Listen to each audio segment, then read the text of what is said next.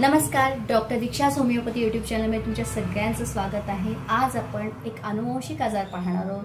काहीसा वेगळा असा हा आजार आहे, डाऊन सिंड्रोम। हे नाव तुम्ही ऐकलं असेल।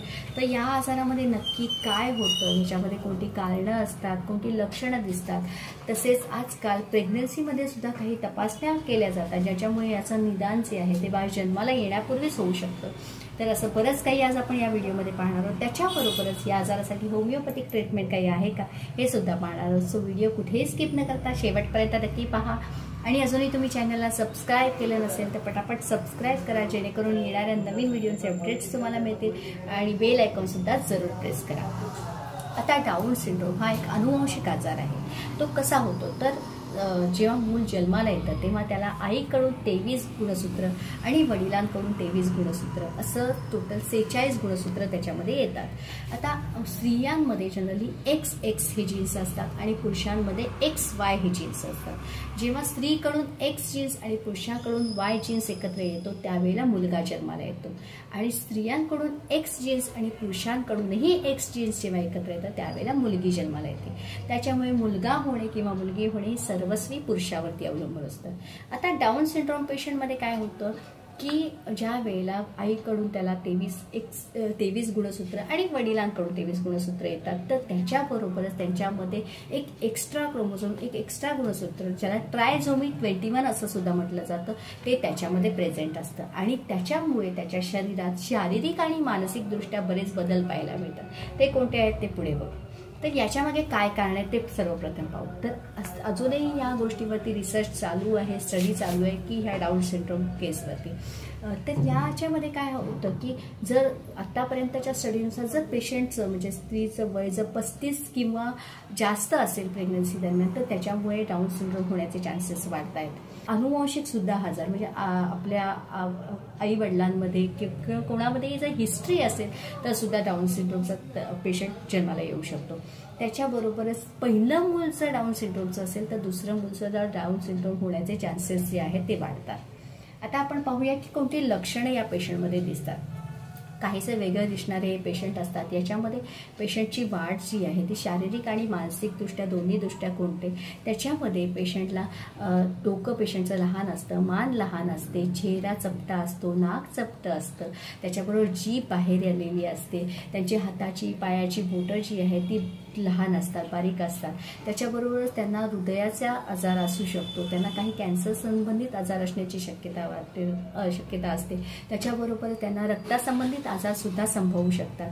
त्यांना बौद्धिकदृष्ट्याही जी आहे त्यांची मेमरी जी आहे ती वीक असू शकते। असा वेगवेगळा त्रास जो आहे तो या पेशंटमध्ये पाहायला मिळतो।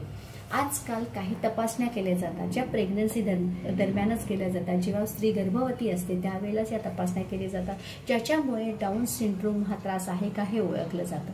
त्याच्यामध्ये काही ट्रिपल मार्कर टेस्ट आहे, क्वाड टेस्ट आहे, काही ब्लड टेस्ट आहेत, त्याच्याबरोबरच अमायनो सेंटेसिस त्याच्याबरोबरच कोरियोनिक विलस सॅम्पलिंग ही टेस्ट सुद्धा केली जाते। अशा वेगवेगळ्या तपासण्यांद्वारेच आजकाल जे आहे ते प्रेग्नन्सीमध्ये सुद्धा या आजाराचं निदान जे आहे ते होऊ शकतं। आता या आजाराला जे आहे ते परमनंट सोल्युशन किंवा कोणत्याही पॅथीमध्ये जे आहे ते त्याच्यासाठी कायमस्वरूपी असा इलाज नाही आहे। फक्त जे आहे ते आपण होमिओपॅथीने सुद्धा या आजारावरती थोडंसं कंट्रोलमध्ये आणू शकतो, म्हणजे त्यांना जे शारीरिक आणि मानसिक त्रास जो आहे तो कंट्रोलमध्ये आणू शकतो। तर आता शारीरिक आणि मानसिक त्रास याच्यासाठी होमिओपॅथीमध्ये कोणती उपचार आहेत किंवा कोणती औषधं आहेत ते आपण पाहणार आहोत। तर त्याच्यामध्ये नंबर 1चं एक औषध आहे ते म्हणजे कॅल्केरिया कार। याच्यामध्ये काय असतात, पेशंट जे असतात ते थोडे हेल्दी असतात, त्यांना जे आहे ते मुलगा जो आहे ते मूल जे आहे त्याचं पोट वाढलेलं असतं, त्याचे डिलेड डेव्हलपमेंट्स असतात म्हणजे डिलेड माइलस्टोन्स असतात, त्याच्यामध्ये त्याची शारीरिक आणि मानसिक दोन्ही दृष्ट्या जी आहे ती वाढ खुंटलेली असते। त्याच्यामध्ये मग बसणे, रांगणे या सगळ्या क्रिया ज्या आहेत त्याच्या चालणे आहे ते सगळं उशिरा व्हायला लागतं। तर त्या पेशंटसाठी कॅल्केरिया काव हे अतिशय उपयुक्त औषध आहे। नंतर नेक्स्ट मेडिसिन आहे बरायटा काव। तर बरायटा काव हे औषध हे सुद्धा दोन्ही जसं शारीरिक आणि मानसिक वाढ खुंटलेली आहे, त्याच्यामध्ये त्यांची उंचीच वाढत नाही आहे, पेशंटला वारंवार रिकरंट व्हायरल इन्फेक्शन होणे म्हणजे वारंवार टॉन्सिलायटिसचा त्रास होणे अशा प्रकारची लक्षणं असतील तर त्याच्यासाठी बरायटा काव हे अतिशय उपयुक्त औषध आहे। नंतर आहे कॅल्केरिया फॉस। 6X याच्यामध्ये कॅल्केरिया फॉस 6X मध्ये जर पेशंटला ॲनिमिया आहे, पेशंटचं रक्त वाढत नाही, हिमोग्लोबिन कमी राहत आहे, त्याच्याबरोबरच पेशंट खूप वीक आहे, त्याचे ब्रिटल बोन्स म्हणजे हाडांची वाढ जी आहे ती सुद्धा व्यवस्थितरित्या होत नाही, खूप वीक आहे, तर अशा वेळेला कॅल्केरिया फॉस हे औषध जे आहे ते अतिशय उपयुक्त आहे. त्याच्यानंतर आहे एथ्युझा सायनॅपियम. जे एथ्युझा हे औषध आहे ज्याच्यामध्ये पेशंटला जे आहे ती मुलं कायम रडत राहतात, कायम ती निस्तेज असतात, का ती बोलू शकत नाही व्यवस्थितरित्या, अशा वेळेला जे आहे ते एथ्युझा हे औषध अतिशय उपयुक्त आहे. अशी वेगवेगळी औषधं आहेत जर पेशंटच्या हिस्ट्रीनुसार त्यांना दिली जातात, पण या आजारासाठी परमनंट असं जे आहे तो आजार बरा होऊ शकत नाही, पण जे आहे होमिओपॅथीनुसार त्यांचं ॲटलीस्ट लाईफ स्पॅन तर नक्कीच वाढू शकतं. सो तुम्हाला आजचा व्हिडिओ कसा वाटला हे नक्की कमेंट बॉक्समध्ये शेअर करा. तुमचे काही सजेशन्स असेल, तुम्हाला काही नवीन व्हिडिओ पाहायचे असेल तर तुम्ही नक्की कमेंट बॉक्समध्ये सांगू शकता. सो शेअर करा, लाईक करा आणि सबस्क्राईब करायला विसरू नका. Stay safe, stay healthy. Thank you.